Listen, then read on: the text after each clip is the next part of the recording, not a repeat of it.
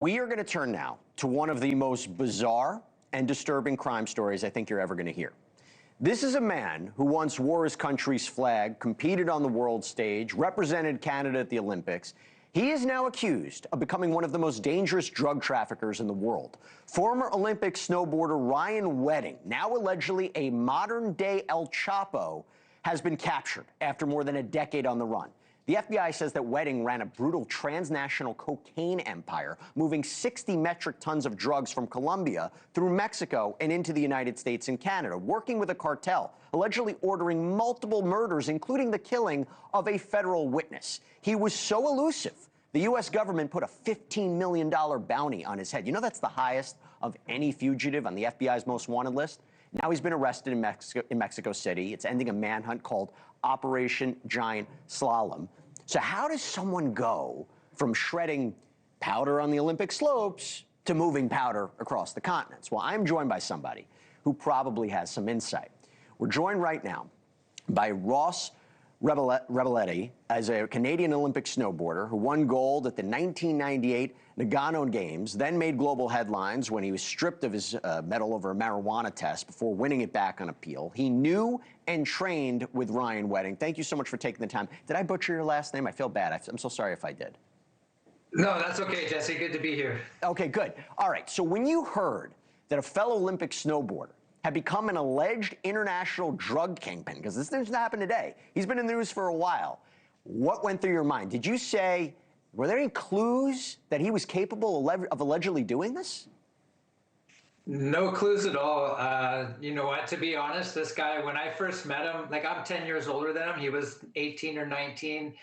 He was like your all-American athlete, you know, like over 6 feet tall, completely ripped, and just charged the course. And, you know, he had great family support at all the races from what I could see. And I was at the end of my career and he was the rookie. So we crossed paths a couple of times. But from what I saw, he seemed to be clean cut and hard to beat. When was the last time you spoke to him? When was the last time you saw him? I guess that would have probably been leading up to the Salt Lake City Olympics, probably at around, you know, 2000, 2001. I guess the question is, when you listen to this, you know, what changed, right? Because if you haven't seen him in quite some time, he's had a history, right? So he was convicted with respect to, I believe it was conspiracy to distribute cocaine back in 2009. He was sentenced to 4 years. He gets released in 2011. And from there, the authorities say he started this criminal organization. The question becomes, did anything happen in those Olympic Games? There are those who will say, well, he placed, what was it, 24th? You think that was the start of a downward spiral?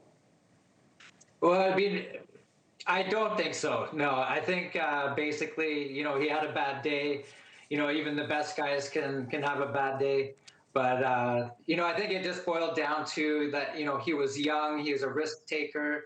Cannabis back in those days was highly lucrative. You know, I know that, you know, $3,000 a pound wasn't uncommon, you know, at all. So I think it was just the allure, and, you know, he just went down a slippery slope. What I find fascinating about this is, if the allegations are true, he had to develop all these different kind of relationships. I mean, talk about relationships with cartels. Was this a guy that you saw that had that ability to befriend different people, to have people trust him, people like him? Because, I mean, again, this is building relationships. I'm not talking about, you know, you didn't have experience with this, but is that anything you saw? You know what? You know, Ryan was like a really nice guy. And, you know, from what my experience, you know, being around Ryan and watching him train and compete, he, you know, he was relatively quiet. It kept to himself. His parents were with him at the races, you know, from what I could see. And it doesn't really fit the character. Now, you know, certain people go down, you know, their own path, and who knows, you know, what along the way, like who he met and what emboldened him to choose, you know, to do these things. That's beyond me. Yeah, I mean, I guess the question becomes the Olympics, right? The Olympics, it doesn't get higher for an athlete. That's it.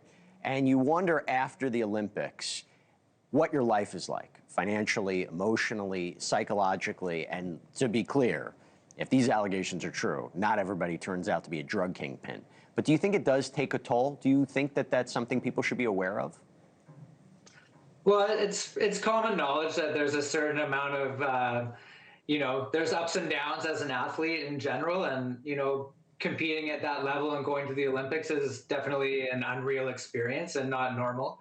And so there is a certain downward turn that a lot of athletes have been known to take at different times of their careers, especially at the end. But you know what? I think it just boiled down to being a Canadian athlete, and there not being very much, financial reward, Right. from my perspective. And I think it was just the money that he was after. Well, I mean, if you're talking about moving 60 metric tons of cocaine every year, there's definitely a lot of money in that. Just real quick, Ross, as this now progresses, and this is now going to go potentially to a trial, you're talking murders, you're talking drug trafficking. Do you believe that the guy that you knew, do you think he did this? Well, he absolutely, had something to do with it. I mean, he didn't get in this situation, for doing nothing. So, I mean, to be honest, just pure speculation. You just can connect the dots, and anybody could do that. Yeah, it's remarkable. I don't think there's another way to even explain it. It's kind of hard to believe. I encourage everybody to read the indictment. You get the full story. Ross, thank you so much for taking the time. Appreciate it. Thanks, Messi. Thank you for watching. Subscribe below and download our NewsNation app right now on your phone, and you will get fact-based, unbiased news for all Americans.